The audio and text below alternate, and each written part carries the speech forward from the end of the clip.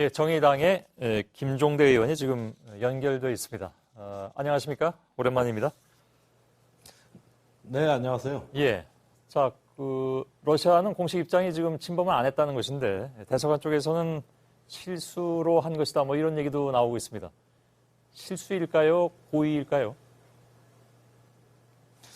그 부분을 참 예단하기는 쉽지 않지만, 지금까지 중국 전투기가 늘상 다니던 항로로 아주 예상 가능한 항로로 갔는데 비해서 이번에 러시아 군용기의 항로가 어쩐지 미숙하고 석연치가 않습니다. 예. 아마도 중국과 그 합동 군사 훈련을 하면서 뭔가 적응을 하기 위한 어떤 초도 비행을 한 것이고 그 와중에서 부지불식간에 우리 독도 영공을 통과한 것이 아닌가 이렇게 한번 추정을 해볼 수 있겠습니다. 그러니까 실수였을 가능성이 크다 이렇게 보시는 모양이죠?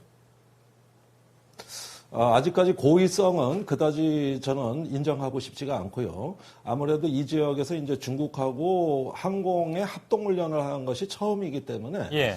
적응하는 과정에서 일어난 미숙함이 아닐까 하는 추정을 해보고 러시아가 지금 우리 영공을 굳이 침범할 만한 정치적 동기가 발견되지 않기 때문에 예. 저는 우발적인 사건일 가능성이 있다고 봅니다. 그건 아무튼 김 의원님의 추정으로 일단 생각은 하겠습니다. 그러면 우리 군의 전투기 조종사들의 경고 사격 이 대응에 대해서는 어떻게 판단하십니까?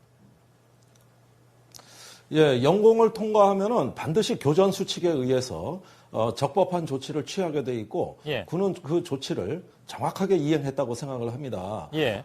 특히 이 경고와 차단 비행 이런 어떤 경고 사격까지가 차질 없이 이루어짐으로써 우리 독도 수호에 대한 의지를 군이 과시하는 어떤 그 영토 수호의 의지를 충분히 과시했다고 생각합니다. 예, 알겠습니다. 돌이켜 생각해 보면 러시아는 과거에 소련 시절이긴 했습니다만 우리 민간 여객기까지 격추시켰던 나라이기 때문에 네. 그래서 우리의 경고 사격이 결코 과한 것은 아니었다라고 꼭 이렇게 비교해서 얘기할 것은 아닐 수도 있습니다만 당연히 이제 이른바 매뉴얼에 의해서 대응한 것 같은데요. 일단은 알겠습니다. 네. 저는 한 가지 우려되는 점은 있습니다. 예. 이 사격을 했다는 행위 자체는 굉장히 어떤 그 심각한 단계이기 때문에 이것은 어떤 그 교정 규칙에 의해 적법하게 했다 할지라도 예. 한러 간의 한라인 군사적인 협조 채널이 없는 상황에서 벌어졌기 때문에 추후에 이 점은 반드시 보완해야 됩니다. 예, 알겠습니다. 실제 사격이 아니라 경고 사격이었으니까요. 아무튼.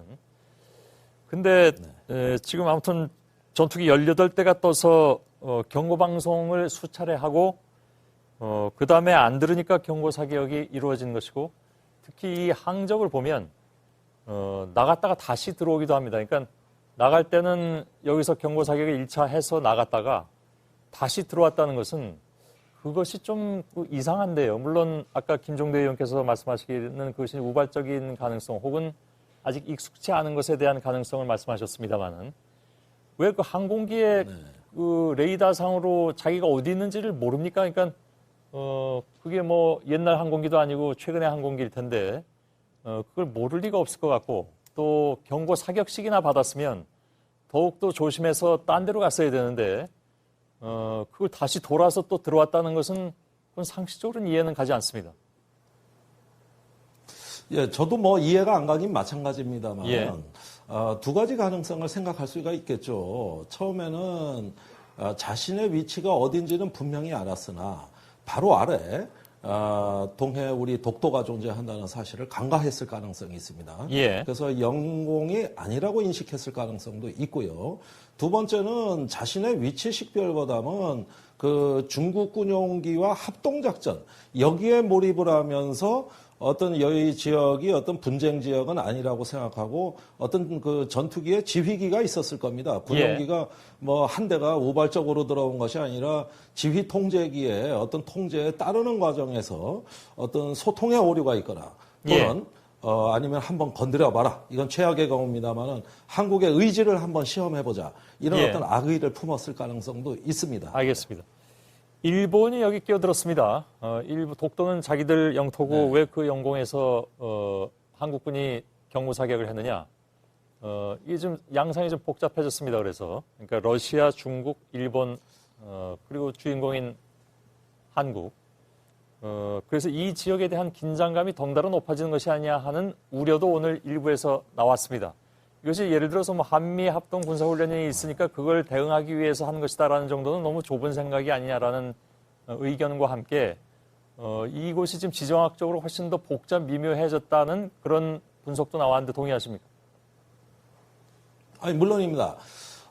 중국과 러시아가 이렇게 전략 폭격기를 동원하는, 즉 전략 자산이 동원되는 합동훈련을 하기 시작한 것은 제 기억으로는 2016년에 우리나라의 사드 배치가 결정된 직후부터예요. 예. 그러면서 이 인도 태평양 전략, 미국의 어떤 세력 균형 정책에 중러가 군사적으로 연합해서 대응한다 하는 기조가 2016년부터 구체화되기 시작했고, 예. 그리고 최근에 와가지고 제가 눈여겨보는 것은 작년 연말부터 올해 연초에 이르기까지 이번에 문제가 된 독도 상공의 그 아래쪽 바다 쪽에서 한일 간의 군사적 갈등이 이미 있었습니다. 우리 예. 초계함과 우리 그 군함과 일본의 초계기가 레이더 전파를 발사했네 안 했네 해가지고 굉장히 갈등을 겪었거든요. 예. 그래서 한일 간에도 군사적인 대치가 일어나고 이번엔 중국 러시아하고도 일어나고 이렇게 다국적인 군사력이 전부 다 이 한 지역에 집중되고 있다는 거. 예. 여기서 바로 누가 아군이고 적군인지가 모호해지는 지정학적인 갈등, 만인 대 만인의 투쟁 양상으로 이 동해의 정세가 전개되고 있다는 것은 동북아의 새로운 불안정 요인이 출현했다고 저는 보고 있습니다. 예, 알겠습니다. 오늘 이 정도로 좀 정리하겠습니다. 정의당의 김종대 의원이었습니다. 고맙습니다. 감사합니다.